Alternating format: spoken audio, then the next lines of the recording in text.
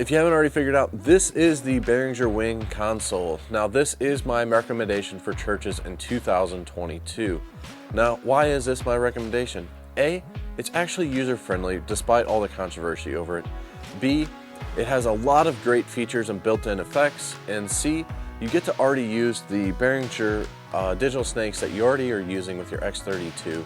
And all you have to do is plug it in and reroute some stuff and you're ready to go. If you're new here, my name is Harley. I'm so glad that you're here. And let's dive into some of my favorite features of this console.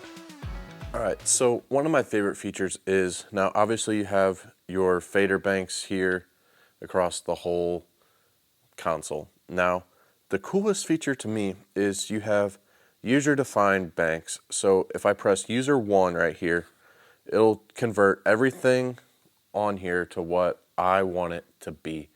So for example, I have all of my vocals, a crowd mic, my instruments all right here, and my effects DCA right here, very easily accessible.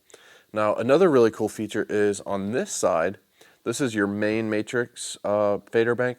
So I have my mains, my sub, a computer channel, and our broadcast mix all right here, very easily accessible. I can make sure the broadcast is unmuted. I can fade in and out our pre and post service music, and I can control my mains and subs all right here while still being able to access all of my faders that I need on a given day.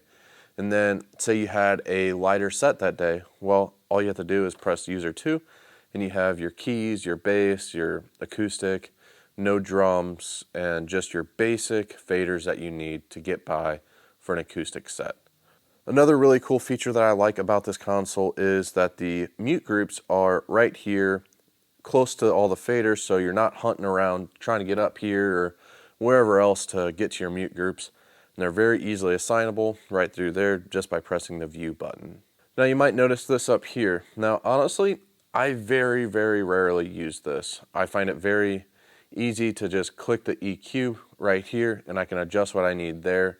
However, this panel right here mirrors what is right there, so you can do your EQ processing all right here without ever having to open up this screen.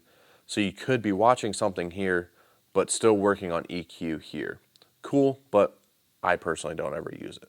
And then on this side of the mixer, you have your USB port, your talkback level, your headphones level, and your monitor level. And then your talkback buttons right here, and you have 2 assignable talkback groups to where you could have just your vocalist on one talkback group and then the whole stage on the other. So if something's going wrong, you can communicate with your band very easily.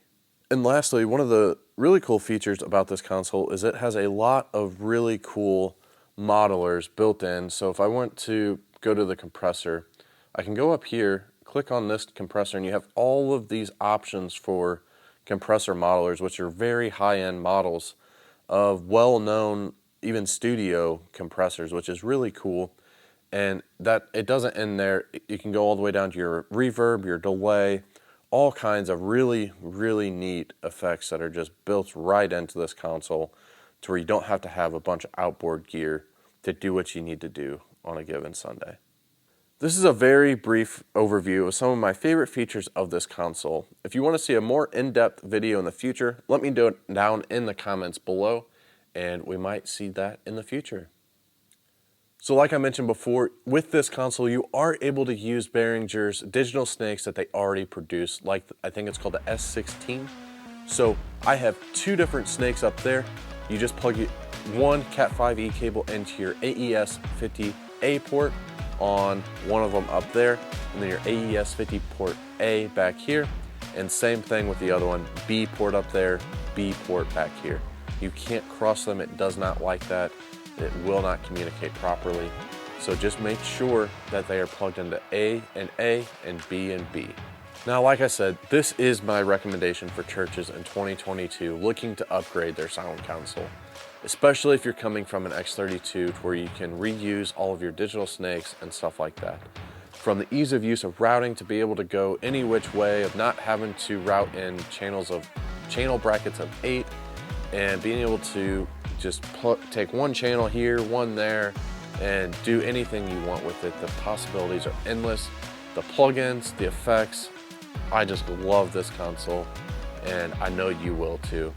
So if you found this video valuable, please consider hitting that like and subscribe button, and I will catch you in the next one. Thanks.